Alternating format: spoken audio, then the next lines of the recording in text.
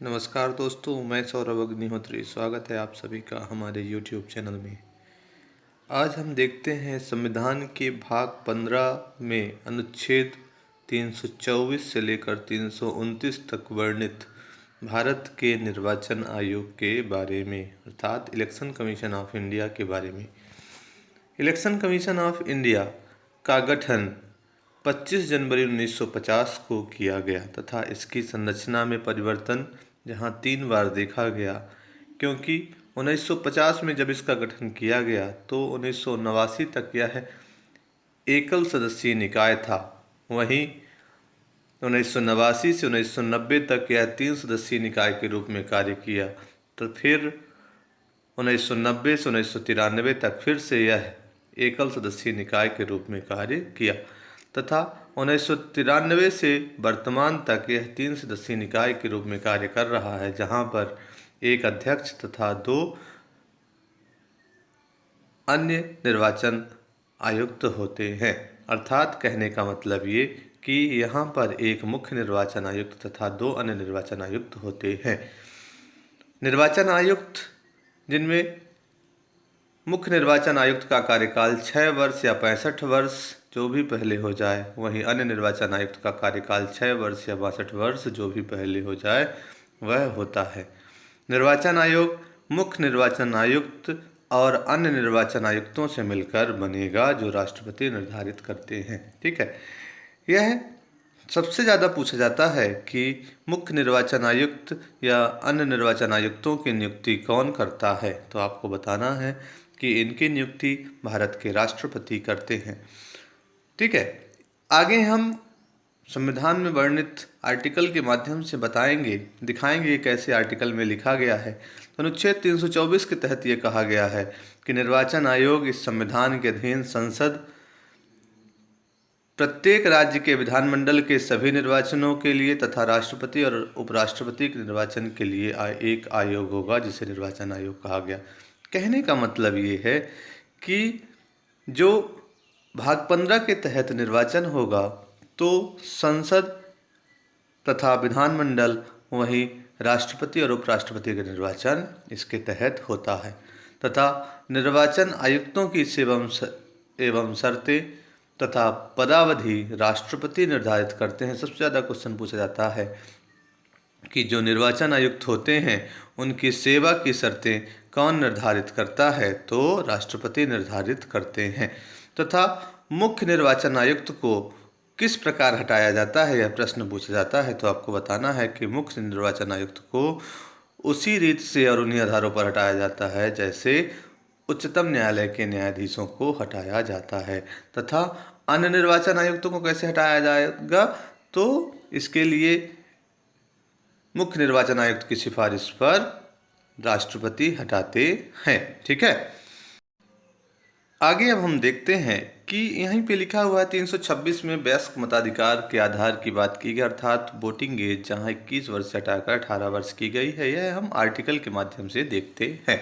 ठीक है, तो अनुच्छेद 324 ये कह रहा है कि इस संविधान के अधीन संसद और प्रत्येक राज्य के विधानमंडल के लिए कराए जाने वाले सभी निर्वाचनों के लिए तथा राष्ट्रपति और उपराष्ट्रपति के पदों के लिए निर्वाचनों के लिए निर्वाचक नामावली तैयार कराने का और उन सभी निर्वाचनों के संचालन का अधीक्षण, निर्देशन एवं नियंत्रण करने के लिए एक आयोग होगा, जिसे इस संविधान में निर्वाचन आयोग कहा गया है। कहने का मतलब यहाँ पे ये था कि एक निर्वाचन आयोग होगा जो संसद अर्थात दोनों सदनों के लिए तथा राज्य में जो विधानमंडल है वहीं जिसके 2 सदन होते हैं, विधानसभा और विधान परिषद, तथा राष्ट्रपति और उपराष्ट्रपति के निर्वाचनों के लिए तथा उसके निर्वाचक नामावली को तैयार करने के लिए एक निर्वाचक आयोग होगा। ठीक है, तो अर्थात इसने क्या कहा कि इसके तहत इनका चुनाव होता है।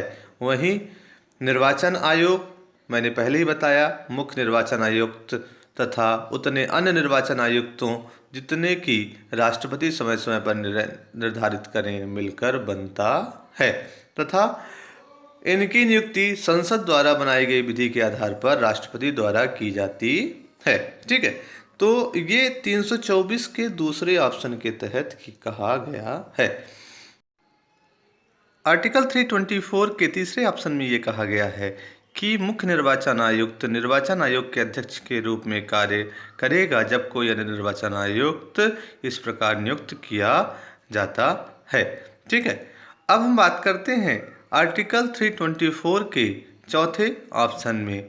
तो आर्टिकल 324 में यह कहा गया है कि लोकसभा के और प्रत्येक राज्य की विधानसभा के प्रत्येक साधारण निर्वाचन से पहले तथा विधान परिषद वाले प्रत्येक राज्य की विधान परिषद के लिए प्रथम साधारण निर्वाचन से पहले और उसके पश्चात द्विवार्षिक निर्वाचन से पहले राष्ट्रपति निर्वाचन आयोग के परामर्श करने के पश्चात निर्वाचन आयोग को सौंपे गए कृत्यों के पालन में आयोग की सहायता के लिए उतने प्रादेशिक आयुक्तों की भी नियुक्ति कर सकेगा जितने वह आवश्यक समझे। मतलब यहाँ पर चौथे ऑप्शन में कोई भी निर्वाचन होगा तो उसमें प्रादेशिक निर्वाचन के निर्वाचक आयुक्तों की नियुक्ति की बात कर रहा है।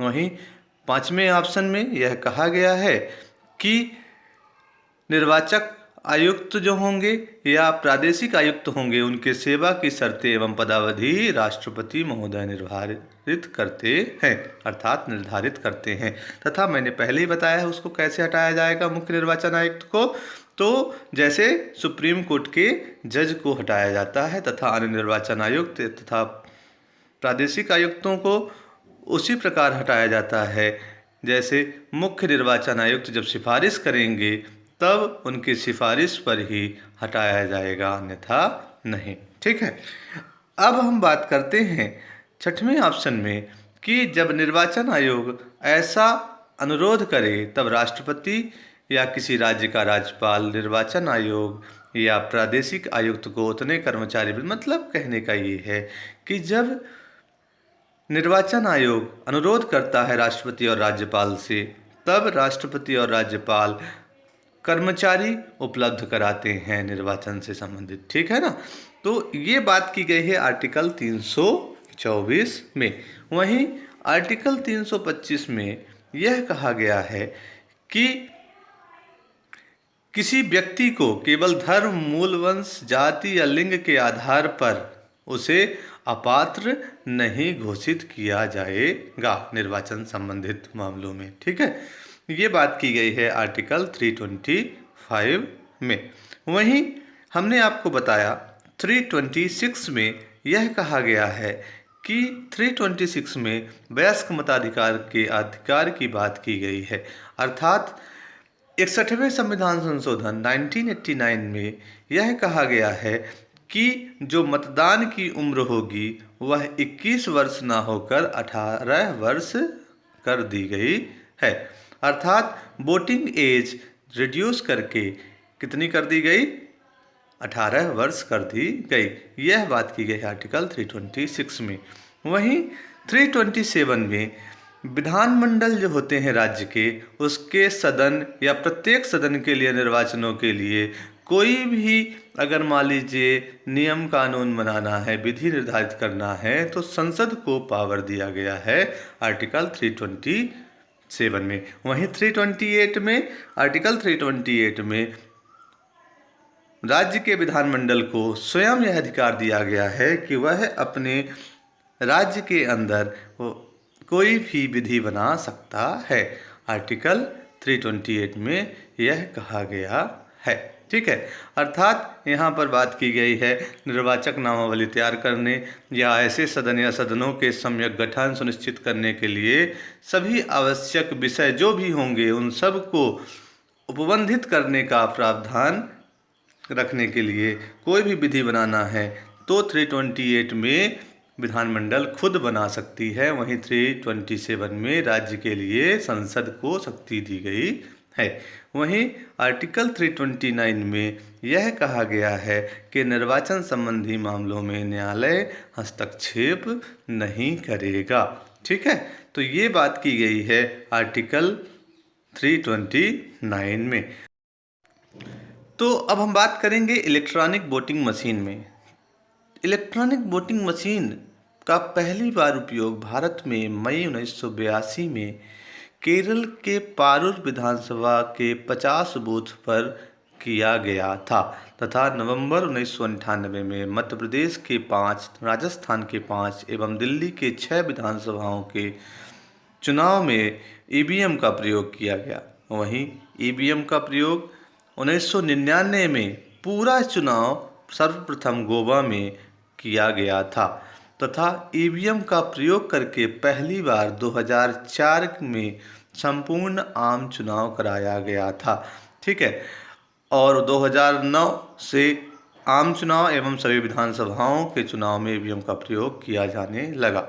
ठीक है, वहीं अब क्वेश्चन कभी कभी मेंस में आता है, निर्वाचन आयोग के कार्य क्या हैं? तो जैसे चुनाव क्षेत्रों का परिसीमन कराना, मतदाता सूची तैयार करना, राजनीतिक दलों को मान्यता प्रदान करना, चुनाव चिन्ह प्रदान करना राजनीतिक दलों को, चुनाव कराना तथा आचार संहिता तैयार कराना।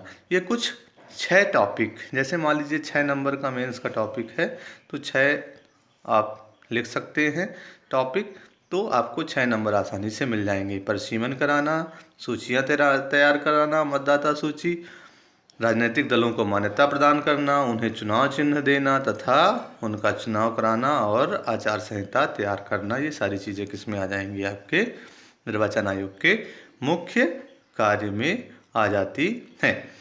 अब वही बात करते हैं कि निर्वाचन आयोग के कार्यों के अलावा और क्या क्या चीज़ें महत्वपूर्ण हैं। तो राष्ट्रीय दल का अगर दर्जा हासिल करना है किसी को, किसी पार्टी को, तो क्या क्या आवश्यक हैं? तो जैसे लोकसभा आम चुनाव अथवा राज्य विधानसभा चुनाव में किन्हीं 4 अथवा अधिक राज्यों में कुल डाले गए वैध मतों का 6% प्राप्त करना जरूरी होगा। पहली चीज़, जितने वोट डाले गए हैं वैध मत, उनका 6%। इसके अलावा किसी एक राज्य अथवा राज्यों से विधानसभा की कम से कम 4 सीटें जीतनी होंगी तथा लोकसभा में 2% सीटें और कम से कम 3 विभिन्न राज्यों में हासिल की गई हों। तो ये हमने देखा राष्ट्रीय दल का दर्जा प्राप्त करने के लिए क्या क्या आवश्यक चीज़ें थी।